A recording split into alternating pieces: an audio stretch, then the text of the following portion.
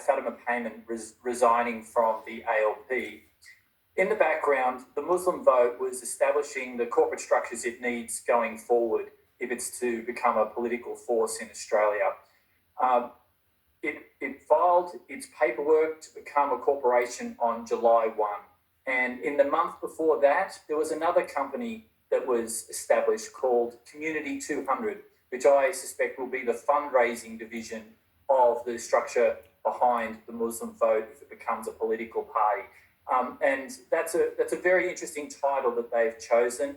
They're certainly putting in place all of the structures necessary to have a very, very serious crack at the Albanese government in Western Sydney. I've got to pick you up on something you just said. You mentioned that all of this was taking place while the Fatima Payman situation in Labor was, coming out. Are the two connected? Well, on the website, themuslimvote.com.au, there's a lot of people that they say that they don't like. Government ministers like Tony Burke and Jason Clare. The one person they do like is Fatima Payman.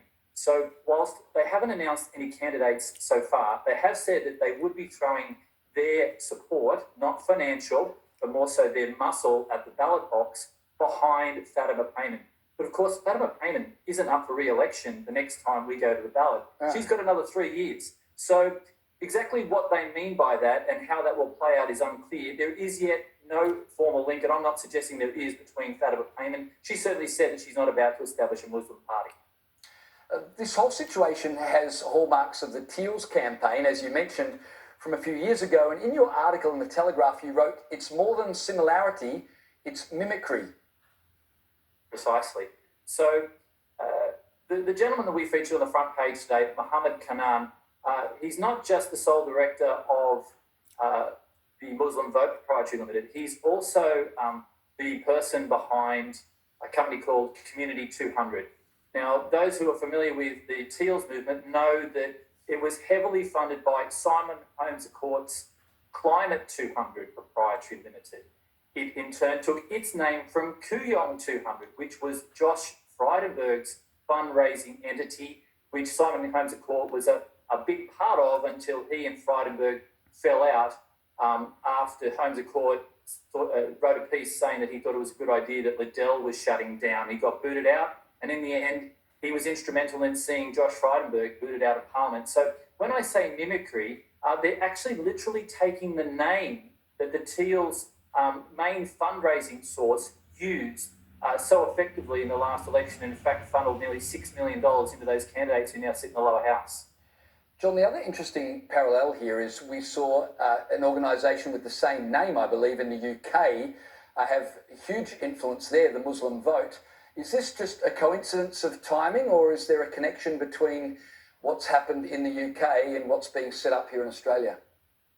Well, I haven't found any formal ties between the two, but yes, as you say, they use the same name and they have the same modus operandi, which is to get people to vote strategically on a single issue, which is, of course, what we saw the last time round with the Teals as well. And that was hugely effective in the UK. And the Muslim Vote UK is claiming that it got rid of 5 Labor MPs in its campaigning.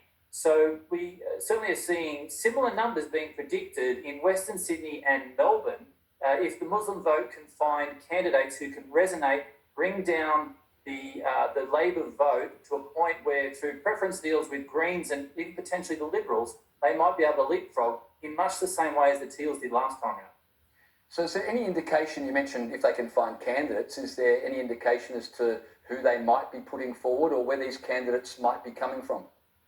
That's a very good question, because as yet they haven't registered as a political party.